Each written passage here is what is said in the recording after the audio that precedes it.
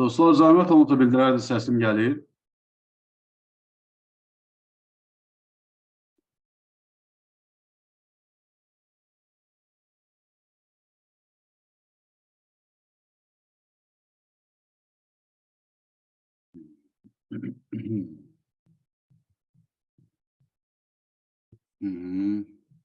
Salam, sabahınız xeyir.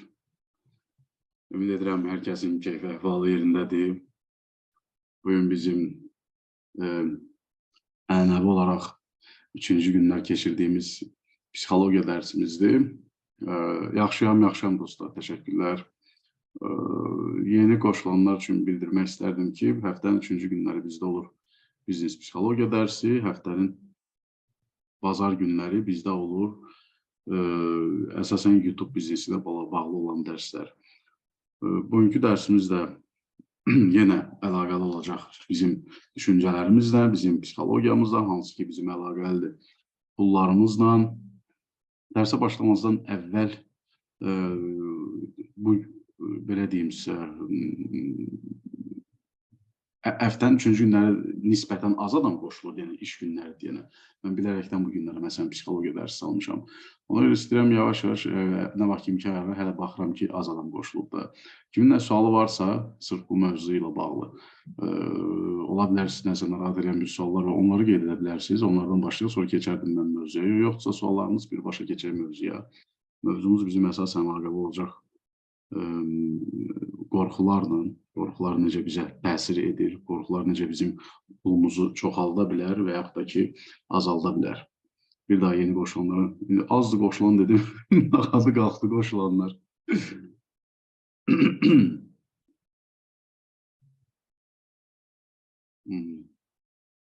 Keçmiş dərslərin videoları meylə göndər. Bəli, keçmişdir. Bu dərsin təkrarı sabah 24-48 saat ərzində göndərilir sizə və həmin o e-maildə keçmiş dərslərin də videoları olur. Bir daha qeyd edim, yeni qoşulanlar üçün bir çoxlarına yeni başlayanda kursa maraqlı olur ki, yəni nə əlaqədə YouTube kursu ara, onlayn biznes ara, indi psixologiya ara. Birinci dərsdən sonra başa düşəcəksiniz ki, həqiqətən də biz böyük pullara gəlib çatmaq istəyiriksə, ilk növbədə burada zəngin olmalıyıq. Bundan sonra bizim ətrafımızda monetar ekvivalentini tapacaq. Belə, əgər suallarınız belə yoxdursa bu mövzu ilə əlaqəli başlayaq. Bizim, belə deyim, bugünkü gün dediyim kimi, əsas mövzumuz olacaq qorxulardan. İndi kursda əvvəldən iştirak edənlər bilir ki, mən uzun illərdir bütün bizneslərimi, bütün ümumiyyətlə fəaliyyətlərimi astrologiya ilə əlaqələndirirəm. Astrologiyanı çox dərindən öyrənirəm. Ümumiyyətlə insan psixologiyasını öyrənməkdə bu mənə kömək eləyibdir. Və hətta ilk satışlarımı belə onlaynda, haradakı belə deyimsə, Yasamalda otururduq biz New Jersey-yə məhsul satırdıq. Həmin bu satışlarda da, ilk satışlarda da mənim uğur qazanmağımın ilk səbəbi insan psixologiyasını bilməyim olubdur ki, ümumiyyətlə siz YouTube biznesi olsun və yaxud məhsul satışı olsun və yaxud xidmət satışı olsun. Əgər siz insan psixikasını bilmirsinizsə, siz uğurlu heç vaxt satış edə bilməyəcəksiniz. Deyə bilərsiniz ki, YouTube'da satış nə deməkdir? Birbaşa bunun hərfi mənasında da imkanlar var. Bunu əvvəlki dərslərimizdə biz göstərmişik, necə affiliate marketinqini edə bilərsiniz. Və yaxud da ki, informasiyanın satışından gedir söhbət. Əgər siz də tutalım ki, hansısa bir mövzu seçmişsinizsə, onu YouTube'a inteqrasiya edirsinizsə öz bilikləriniz aspektindən, bu o deməkdir ki, siz o informasiyanı zaten satırsınız.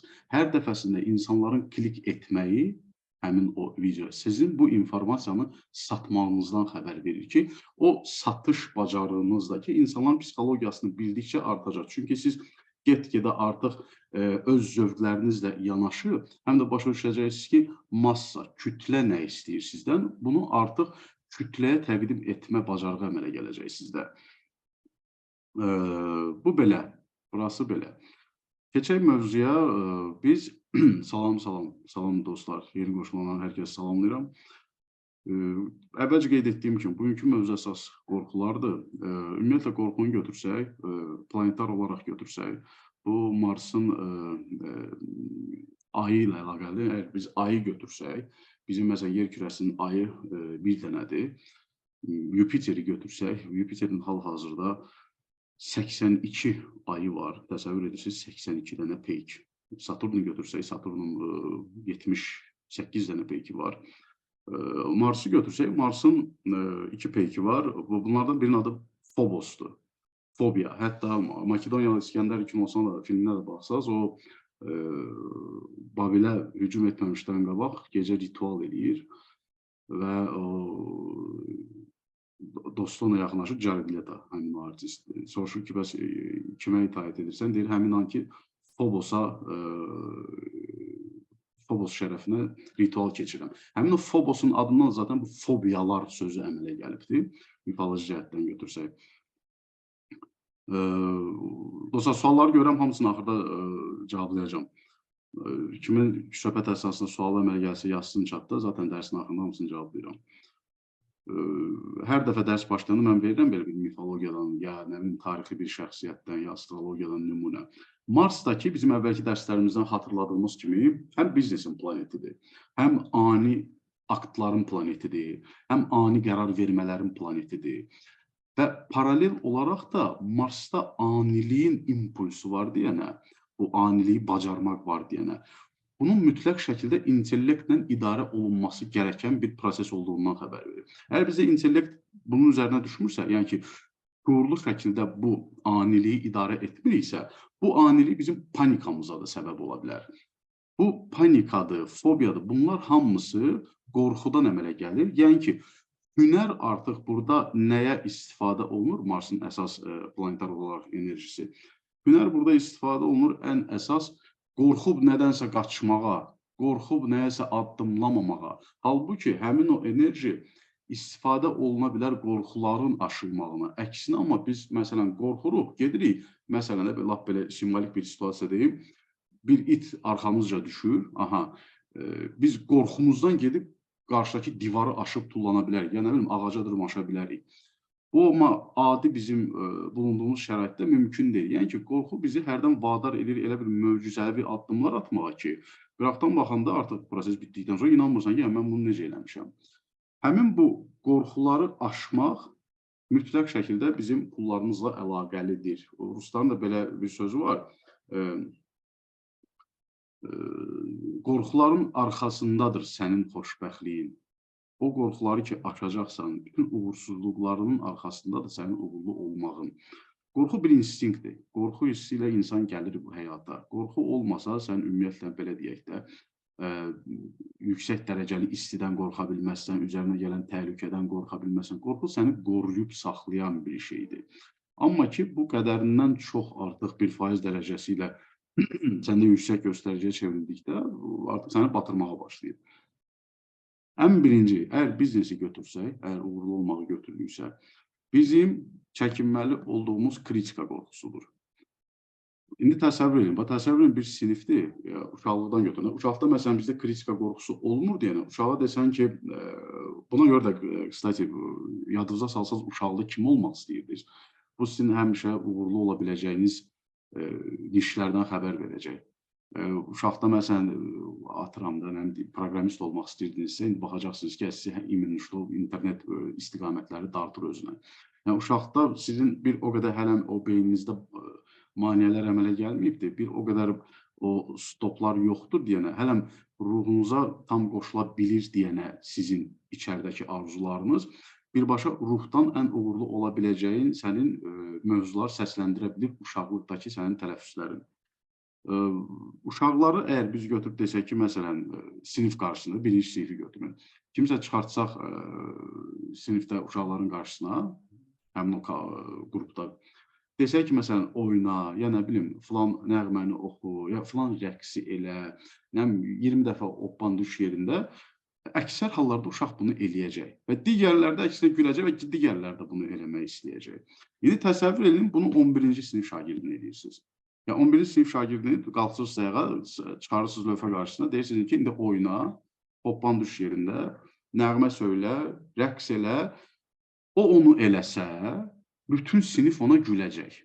Və bu kritikanın qurbanı oldu deyənə özünü çox pis hiss eləyəcək, hələ bir ətrafda ona ad da qoyacaqlar və bu kritikanın, belə deyək sizə, qurbanı olmamaqdan ötürü İnsanlar həmişə artıq yaşa dolduqca bu sosiumun qoyduğu mədəniyyətlər, mentalitetlər, mən qətiyyən demirəm, yəni bizim mentalitet səhv bir şeydir, düz bir şeydir, ona mən demirəm, mən ümumilikdə götürürəm yəni mentaliteti. Yəni ki, tutalım ki də elə bir qayda qanunlar var ki, bu bizim yaradıcılığımızı öldürür. Məsələn, bu hal-hazırda danışdığım kimi kritika qorxusu. Həmin bu yazılmamış qanunlardır, həmin heç bir kitabda olmayan qanunlardır, amma ki, əhali arasında beynimizin şuuraltımızda yatan, formalaşmış bir əzəllərdir bunlar, təməllərdir.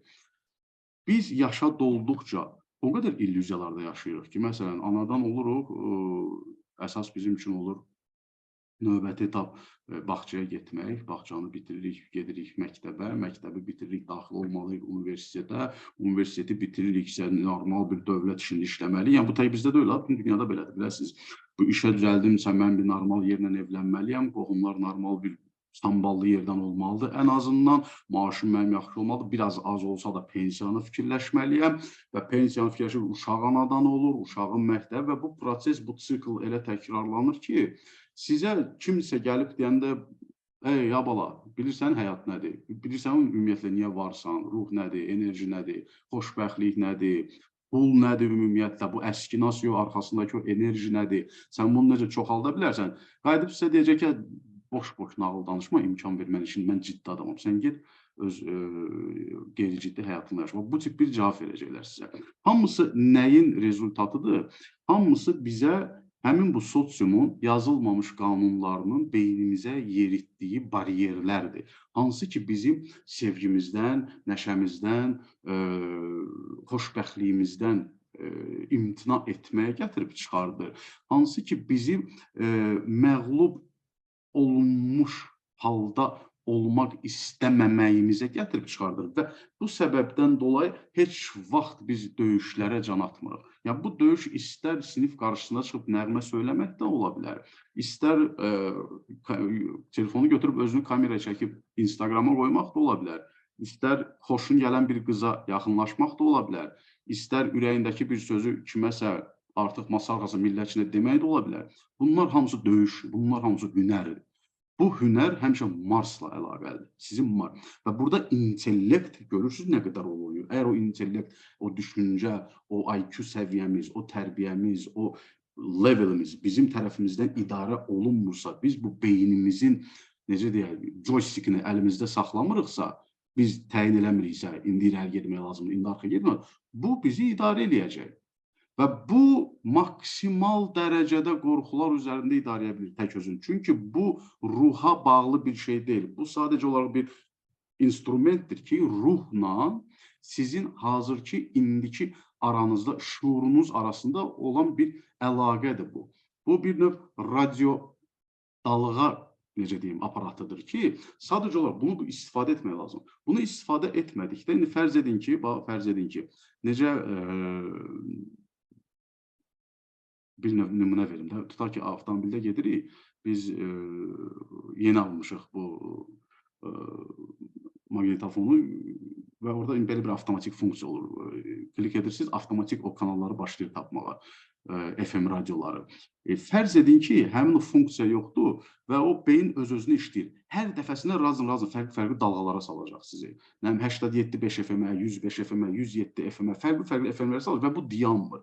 Çünki kontrol sizdə deyil, başa düşürsünüz. İndi düz orada var, tutaq ki, tap hamısını bitir və prosesi saxlayın. Siz fərz edin ki, siz bu nastroykalar, bu ayarları verməmsiniz və bu daimi olaraq öz aləmində sizi fərqli dalğalara salacaq. O dalğaların da formalaşmağında çox böyük rol oynayır bizim uşaqlıqdan yaşayıb böyümüş olduğumuz mühit. Həmin bu mühitin əsasına formalaşan bizim bu bariyerlər, bu əngəllər, bu sərhədlər və s. və ilaxır. Zəhmət olmasa fikirlərinizi bildirədiniz, nə dərəcədə açılır mövzu?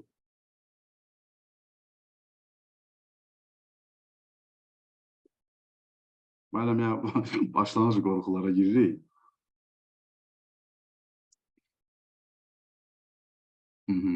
Minnətdaram. Davam edək. Həmişə başlayanda biraz soruşuram, çünki əsas o girişdir. Girişi biz düzgün eləyə bilmiriksə, indi xoşbəxtdən həmişə düzgün eləyə bilirik. O mövzunun arxası biraz çətin olur açılmalı.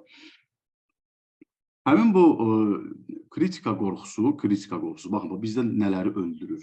Tutalım ki, əgər mən qorxuramsa, mənim haqqımda nə deyərlər, nə eləyərlər, nə bilim, necə fikirləşərlər. Bu dəqiqə, kimlər baxırsa bu dəqiqə, hətta bundan sonra pavtora baxır, bu dəqiqə çalışın ilk növbəti 5 saniyə ərzində reska yada salın. Axır 2 ildə kimin biabır olmağını xatırlayırsınız. Növbəti 10 saniyə ərzində yada salın. 1, 2, 3, 4, 5. İnandırım sizi, əksəriyyətinizin heç kim yadına düşməyəcək. Və heç kim yadınıza düşməyəcək. Yəni ki, bu o qədər, bax görürsünüz, yəni bu indi mənim ağlıma gəldi. Vallahi bunu heç yerdə oxumuşdum. Sadəcə indi ağlıma gəlir ki, hətta belə düşünün. Siz heç kimi yada salmayacaqsınız ki, axırda kim, bəlkə də yüzlərlə insan görmüsünüz ha, sizin qarşınızda biabır olan, ya videosunu, ya nə bilim sinifinizdə, ya özünüz yox, indi onu çıxarım, gələcək ora. Yəni ki, qonaqlıqlarda, məclislərdə, xəbərlərdə, amma bu dəqiqə soruşsam heç kimin heç nə yadına düşməyəcək. Yəni bu o dərəcədə, belə deyim, emosiyalarla bağlı bir şey deyil. Sadəcə beynin həmin an xaxaxa bir effektini yaratdığı məqamdır ki, o zaten bizim yaddaşlara yazılmır. Yəni əksinə də hətta nəsə bir emosional hiss oyadıb bizim yaddaşlara yazılırsa da kimisə biabır olmaq və sabahsı gün o uğur qazanırsa, onun həmin o uğur qazanmağına, həmin o keçmişdəki biabır olduğu situasiya daha böyük bir güc qatacaq. Məsələn, kimi nümunə götürək? Məsələn, Elon Musk, lap belə toplardan nümunə götürək. Elon Musk ilk dəfə raketi göndərəndə səmalara, səhv etmirəmsə, Aya Neil Armstrong, Aya Amerika bayrağını vuran oğlan, belə deyək, kosmonavt çıxış eləmişdi və o demişdi ki, dünyanın səmasına və dünyaya yaxın olan planetlərə, peyklərə yalnız bu işdə təcrübəsi olan kosmonavtlar, illərini bu işə vermişlər raket göndərə bilər. Hansısa bir küçük uşağı, cibində pulu çox olan insan ora raket göndərməyə hüququ yoxdur. Və bu sözə görə həmin günü Tesla şirkətinin, nə bilim, SpaceX şirkətinin falan filan bankrota gedirlər. Başa düşürsünüz? Bu əl çəkmir yeni fikrindən. İkinci dəfə o raketi buraxır, ikinci dəfə partlayır göydə. Üçüncü dəfə buraxır, üçüncü yoxsa dördüncü dəfəsində, yəni bu son bütün pullarını yatsırırlar artıq, ora borc xərcə bu insan girir. Yəni o biabır oldu, bütün dünya ona gülürdü artıq. Başa düşürsünüz nə deməksə? 4-də deyəsəm, Ağali bəy edirədi. O 4-də ki, geri qaytarıb raketi yerinə oturtdura bilir var. Həmin günü siz təsəvvür edin, 20 milyardlıq kampaniyanın qiyməti qalxır olur 156 milyard. Həmin bir dənə o hərəkətə görə. Amma ki, bu nə kimi onu tutalım ki, atıram havadan dəqiq bilməyəcəm. Fərz edək ki, bir 20-30 milyardını xərcləmişdi ona. Amma ki, ortada nə var? Həmin o biabır kritika olunmaq var. Sənin kosmonaftikadan anlayışın yoxdur, planetariumdan anlayışın yoxdur. Ümumiyyətlə, avtomobil heç yarada bilmirdin, gəldin elektromobil yaradırsan, hələ bir raket də buraxmaq istəyirsən, qıraqdan çox absurd görürsən bu, bəli. Amma ki, insan özünə inanır, insan deyir ki, bu mənimdir də, mənim yolum budur, mən bunun arxasıca gedirəm. O kritikadan qorxmur və görürsünüz nəticə nəyə gəlib çıxır. Bugünkü gün amma həmin o raketlərin partlamağı onun tarixində, onun istoriyasında, keçmişində, tarixçəsində çox mühüm bir hadisələrdir o. Hansı ki, o türklər demişkən, pes etməmək o anlayışına gətirib çıxardı. O dirənib öz bildiyinin dalınca, öz arzularının, öz seçim etdiyi yolun arxasıca getməyə gəlib çıxardır. Və dəxli yoxdur. Sən bu yolu hal-hazırda sonunda 10.000 qazanc görürsən, yoxsa 10 milyard qazanc görürsən. Sən bu dəfəki levelə uyğun, o qəlbinə, belə deyək, xoş təəssürat bağışlayacaq bir nəticə üzrə gedirsənsə, addımlayırsansa o yolu. Bu yol sənindir, bu sənin uğurun olacaq orada. Sən burada nəsə yıxıla bilərsən, amma o demək deyil ki, yıxıldın, sabah üstündə getdin bir maşın aldım, başladım, belə deyim, sürücülük eləməyə. Hər maşınıma oturan müştəriyə deyim, bax var idi, mənim 5 dənə restoranım var idi, 3 dənə nəyim var idi, 7 dənə diplomum var evdə. Yəni o yıxılıb qalmışlardı onlar. Durub üzərini təmizləyib davam eləmək lazımdır yola. Əgər bir biznesdə səndə alınmırsa, bir YouTube kanalı açdın, nə bilim, alınmadısa, bir sayt açdın, alınmadısa, bir nə bilim, Instagram səhifəsi başladım, 1 ay, 2 ay əziyyət ki, alınmadısa, 2 variantım var. Ya durub burada baxıb deyə bilərsən ki, bu iş alınmadı, mən bunu bacarmıram. Ya da həmin situasiyaya baxıb deyə bilərsən ki, mən bunları elədim, alınmadı. Mən artıq bilirəm nəyi necə eləməmək lazımdır. Sırf bu yoldur səni gətirib ekspert edən. Heç kim ana bətindən çıxanda güclü marketoloq olmur, güclü biznesmen olmur. Ya nə bilim, onun qanında pulu idarə etmək bilikləri olmur. Bu sadəcə və sadəcə səhvləri üzərində öyrənilən bir proseslərdir. Ki də bunlar sizi yalnız professional eləyə bilər. Başqa yolu yoxdur bunun. Kritika qorxusu sizi inisiativliyinizi öldürür, yəni nəyəsə addım atmalı, yaradıcılığınızı öldürür. Çünki siz nə qeyri birisində? Çünki qorxuram kritik olmaqdan, başlamıram hansısa bir işi, başlamıram hansısa bir əməliyyatı, atmıram hansısa bir əməliyyatı.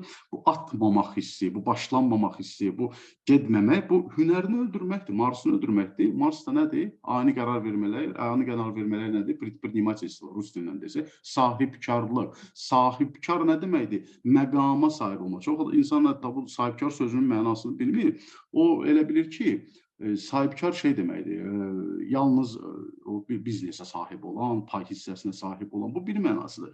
Amma ki, rus dilindəki tərcüməsinə baxsaq, predprimati, məqamında qərar verən mənası çıxır. Anilikdə qərar verməyi bacaran. Görürsünüz ki, Marsına əlavə sahib olan, məqama sahib olan deməkdir. Bu işləmədi, getdik bu variantı. Bu işləmədi, getdik bu variantı. Dayanmaq söhbəti yoxdur. Bu bir növ Bruce Lee-nin də yaratmış olduğu fəlsəfiyə oxşuyur. O, məsələn, bəziləriniz bəlkə də bilir, Kung Fu-da Jeet Kune Do metodikasını yaradıbdır, fəlsəfəsini. Jeet Kune Do nədir?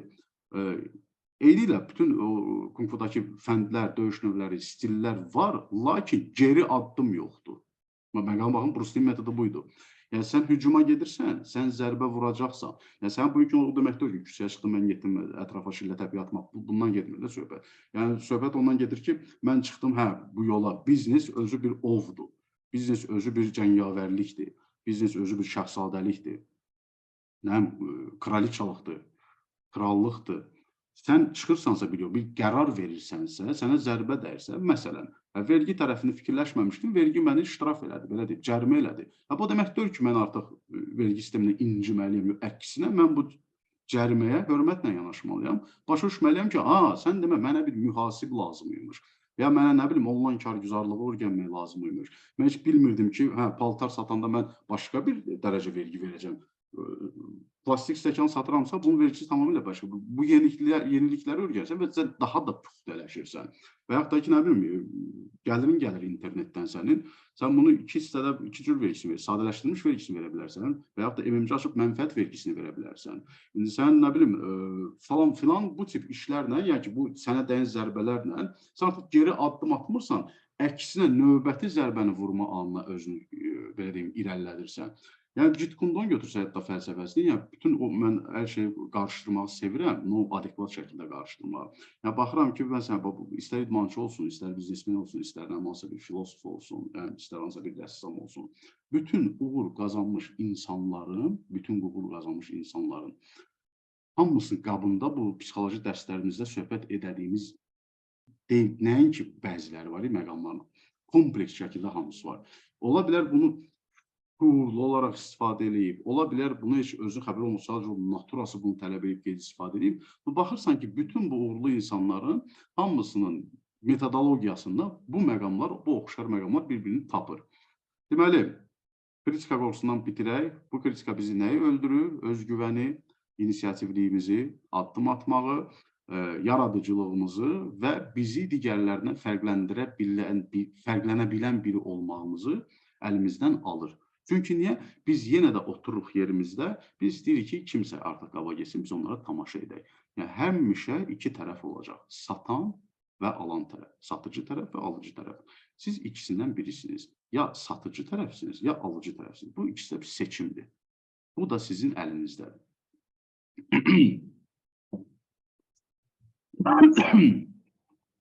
İkinci əsas qorxu xəstəliklər qorxusudur. Hansı ki, dəhşət əlaqəlidir pulla. Baxın, belə bir məsəl var, bəlkə də çox eşitmişsiniz, hətta qorxuğunda da görmüsünüz. O qədər pul yığdı, axırda getdi xəstəliyinə xərclədi. Yəni, bu bizim millətdə məşhur sözdür. Mən ümumiyyətlə xoşlayıram bu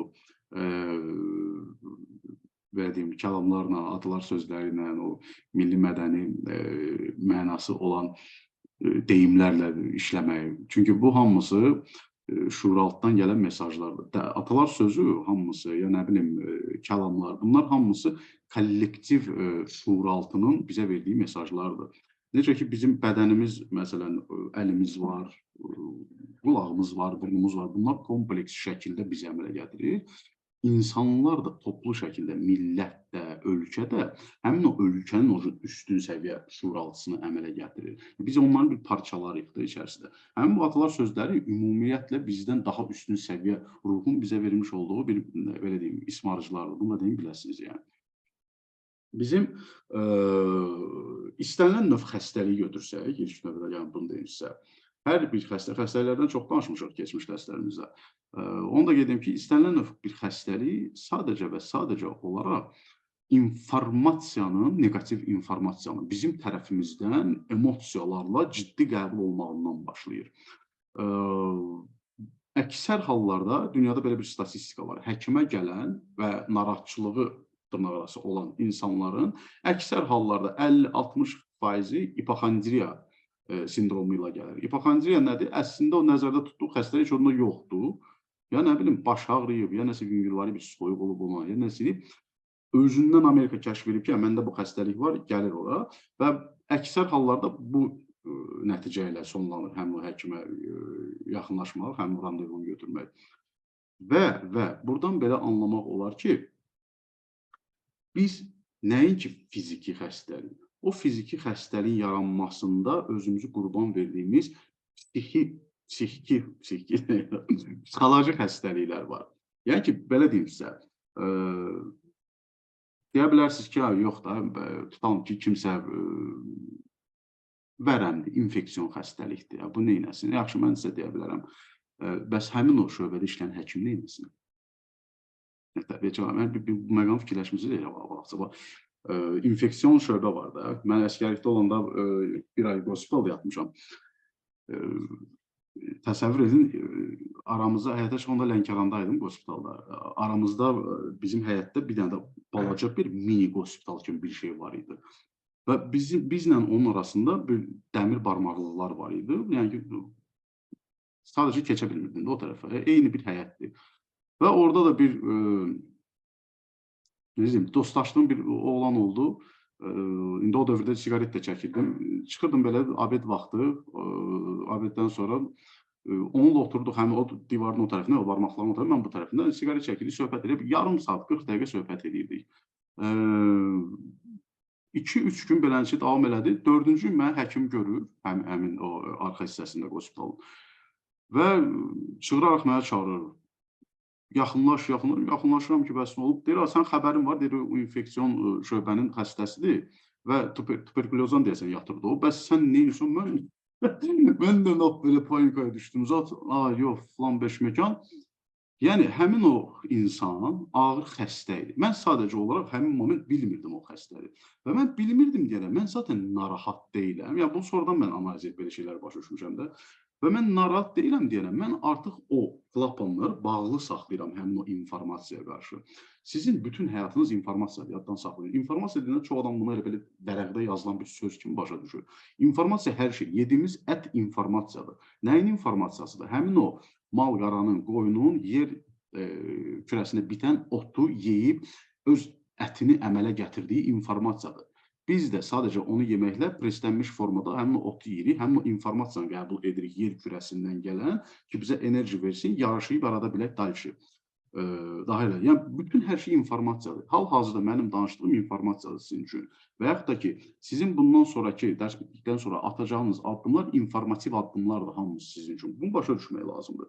Yəni siz hansı informasiya qapılarınızı açsanız, həmin o informasiya sizin həyatınıza daxil olacaq. Əgər biz giririksə Instagrama, informasiya qapılarımızı açırıqsa orada və yaxud da TikTokda, nə bilim, mən bunda daimi deyirəm, hansı müğənni harada kimlə görüşdü, kim harada, nə bilim, işdi, kim harada nəyi dağıtdı, biz o informasiyalara qapımızı açırıq. Onlar bizim beynimizə girir və bizim həmin o periodda, növbəti bir gündə, 2 gündə, 3 gündə, 5 gündə bizi formalaşdırır, eləyir o. Deyirlər ya, sən nə yeyirsənsə, sən osan. Belə bir deyim var. Yəni sən dəxli yoxdur. Bu yemək yemək bir kənara, belə bir şeydir. Mental aclıq deyilən bir şey də eşitmisiniz yəqin ki. Yəni ki, biliyə doğru bir aclıq hiss eləmək. Bunu da istənilən bir insan hiss edir. Sadəcə olaraq o qapılarını baxır artıq hansı informasiyaya açır. O informasiya sizə gəlir, sizin beyniniz onu həzm eləyir və ətrafınızda başlayır həmin o situasiyaların ekvivalenti formalaşmağa. Tutalım ki, mən baxdım, nə bilim, filankəs getdi, məsələn, filan kinoya baxdım, filankəslə görüşdü, getdi, nə bilim, bahalı restoranda oturdu, o biri qız bunu gördü, gəldi buna şillə vurdu.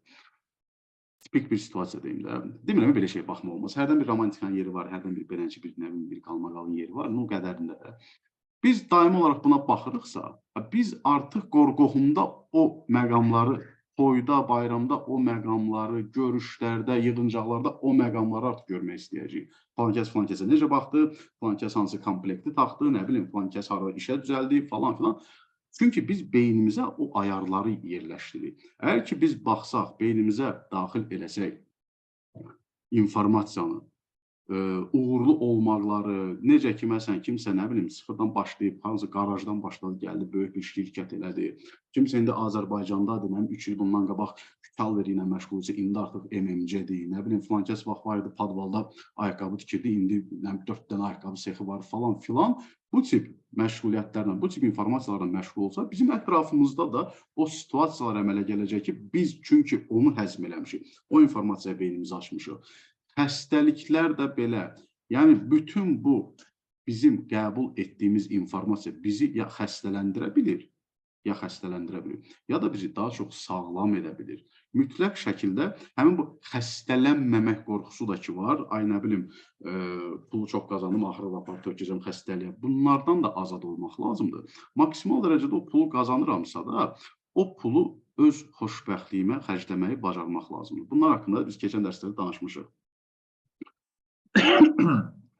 Üçüncü əsas bizi puldan məhrum eləyən qorxu sevgisizlik qorxusudur. Belə deyim, sevgi, bu haqda bir dənə qəşəng videom var. Bu dərsdən, keçmiş dərslərimizdən biri o hissə paylaşmışam. TikTokda paylaşdım, Rəşad Rayel səhifəmdə. Kifayət qədər çox izlənməsi var. Sevgi artıq biz bilirik nədir. Nədir sevgi? Əsl sevgi. Kişi qadın arasında olan simpatiyadan gelmiş söhbət. Əsl o özünə olan sevgi, əsl o sən yaradanın zərrəsisən deyənə özünə bəslədiyin hörmət, sevgidir ki, əslində ona göstərdiyin sənin, belə deyək də, xidmətindir. Bu bir kənara, bir də var ki, bunu başa düşməyən əksər insanlar, yəni zaten insanların əksəriyyətdə bunu başa düşmür, düşünürlər ki, sevgi ilə qadın kişi arasında olan söhbətdir. Qadın kişi arasında əvvəlcə qeyd etdiyimiz ehtiras ola bilər, simpatiya ola bilər, anlaşma ola bilər, partnyorluq ola bilər, fərqli münasibətlər ola bilər. Amma ki, əsl sevgi sənin özünə olan sevgidir. Doğmalıq başqa bir şeydir, sevgi başqa bir şeydir. Bunu yadda sal, ilahi ekstazdır. Çünki bu sonsuz, bu bitmir. Özünə olan sevgi heç vaxt bitə bilməz, özünü sevməyi bacardınsa. Amma kimisə sevməyi bitirə bilərsən, amma özünü sevməyi bitirə bilmir. Özünü sevməyi bitirdin, həmin an öldün sən. O kimisə də sevməyi prioritet tutanlar, bu o demək deyil, mən bir çoxlar bəzən səhv anlayır, elə bilər ki, mən elə belə deyək də, özündən razı egoistin biriyəm. Mən də evliyəm, mənim uşaqlarım var, aydın məsələdir ki, yoldaşımı da sevirəm, uşaqları da sevirəm, ailə üzvləri, valideynlərimi də sevirəm. Amma ki, özümə olan sevgi başqa bir şeydir. Yəni, bunu izah eləməyə çalışıram. Bu olmayanda sənə, sən başlayırsan sözün əsl mənasında egoist olmağa. Egoist necə məsələndə, mən filankəsi tanıdım, filankəsi başladım sevməyə, simpatiya gözə və başlayıram onu dəyişməyə. Filan paltarı geyinmə, filan yerə getmə, filan nə bilim nəyi eləmə. Bu məndə, istər bu qadın olsun, istər bir kişi olsun, bu məndə bir növ kontrol etmə, idarə etmə aspektlərini yaradır. Nəyisə, şuuraltı olaraq mən özümü belə deyim, maço hiss edirəm və yaxud da ki, qadın olsa özümü super lazy hiss edirəm ki, mən hansısa kişini idarə edə bilirəm və yaxud da kişi hansısa qadını idarə edə bilirəm və yaxud da ki, bu belə də simbiyoz gedir qarşı-qarşıya. Bu bir tələdir, insan özünü salır. Sabahsı gün qarşı tərəf çıxıb gedəndə və ya münasibət pozulanda sənin kontrol edə biləcəyin bir şey yoxdur axı.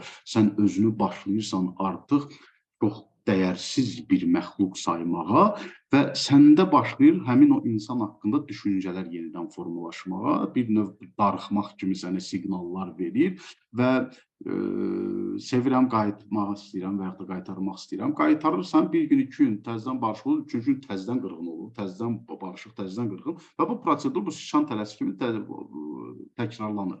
Burada əslində olan söhbət nədir? Mən investisiya etmişəm. Mən yatırım etmişəm. Baxın, nədən gedir söhbət? Bizim əvvəlki dərslərimizdən biz bilirik axı necə yatırımların necə fərqləri var. Yəni, bütün əslində bu yatırımlardır ki, bunları düzgün eləsən, sən rezultat olaraq pul əldə edəcəksən. Mən bu yatırımı eləmişəm, mən bu qadına, bu kişiyə bu yatırımı eləmişəm. Sabahsın bu gedəndə mənim əslində zəif investor olduğumdan xəbər verir ki, düzgün yerə investisiya etməmişəm. Və mən o yatırımın itkisi ilə barışmaq istəmirəm deyənə, onu qaytarmaq istəyirəm həmişə. Yəni, uduzmayayım da, 500 manat da qənimət də olsa, xeyir tutun, belə simvolik desək. Qaytarırıq onu.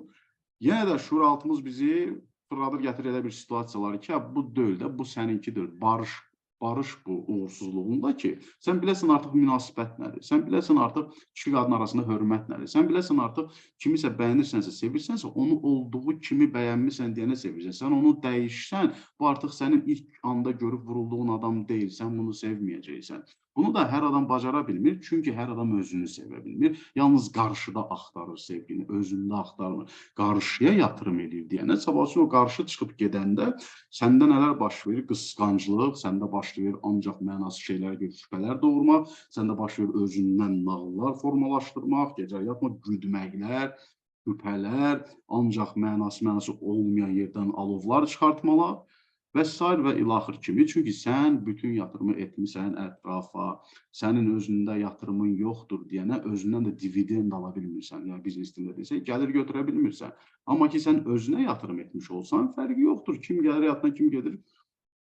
Xoş gəldin, xoş getdin. Sənin xoşbəxtliyin səndədir zaten. Bütün zaten münasibətlərinə də sən başlayacaqsan hörmətlə yanaşmağa. Çünki ilk növbədə özünə hörmət qoyacaqsan deyənə, sənə başlayacaqlar hörmət qoymağa və sənə hörmət qoymağa başlayacaqlar deyənə, sən başlayırsan maqnit rolunu oynamağa. Sən artıq axtarmırsan, sən artıq dəyişmirsən, sən artıq cəlb edirsən, sən artıq seçirsən.